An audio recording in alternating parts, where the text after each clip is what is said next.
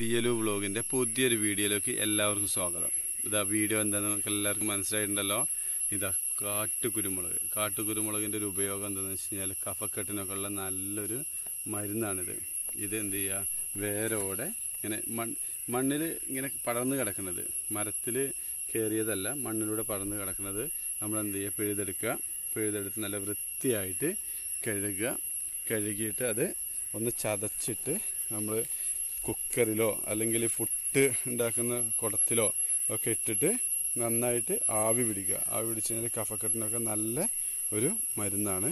അപ്പോൾ നമുക്ക് എന്ത് ചെയ്യാം, ഇത് പറിച്ചെടുത്തിട്ട് ഒന്ന് ആവി പിടിച്ച് നോക്കാം. അങ്ങനെ കുരുമുളകിൻ്റെ വള്ളി പറിച്ചെടുത്തിട്ടുണ്ട്. ഇനി ഇത് നല്ല വൃത്തിയായിട്ട് മണ്ണും ചെളിയൊന്നും ഇല്ലാത്ത രീതിയിൽ ഇത് കഴുകിയെടുക്കുക. അങ്ങനെ കഴുകി വൃത്തിയാക്കി ഇവിടെ വെച്ചിട്ടുണ്ട്. ഇനി എന്ത് ചെയ്ത് നമുക്ക് ചെറുതായിട്ടൊന്ന് ചതച്ചെടുക്കാം.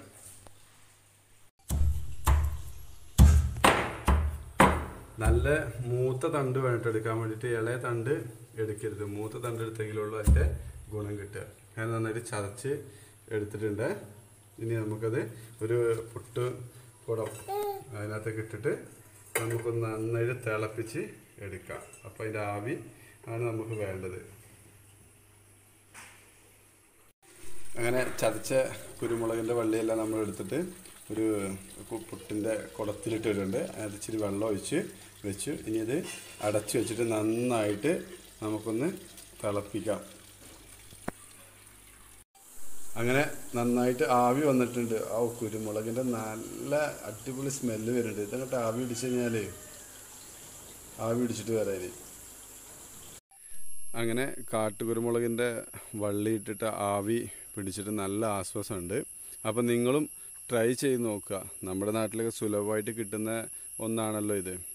അപ്പോൾ ഇതുപോലെ ഔഷധ ഗുണമുള്ള ഒരുപാട് സസ്യങ്ങൾ നമ്മുടെ ചുറ്റും തന്നെ ഉണ്ട്. പക്ഷെ നമുക്ക് പലർക്കും അത് അറിയില്ല. അറിയുന്നവർ പലരും അത് ഉപയോഗിക്കുന്നില്ല എന്നാണ് അതിൻ്റെ യാഥാർത്ഥ്യം. അപ്പം ഈ വീഡിയോ കാണുന്ന ആരെങ്കിലും ചാനൽ സബ് ചെയ്യാത്തവരുണ്ടെങ്കിൽ സബ്സ്ക്രൈബ് ചെയ്യുക, ലൈക്ക് അടിക്കുക, ഷെയർ ചെയ്യുക. പിന്നെ ഇതുപോലുള്ള വീഡിയോ ആയിട്ട് ഞാൻ വീണ്ടും വരും. അപ്പം ഇതുപോലെ നിങ്ങളുടെ സപ്പോർട്ട് ഉണ്ടായിരിക്കണം.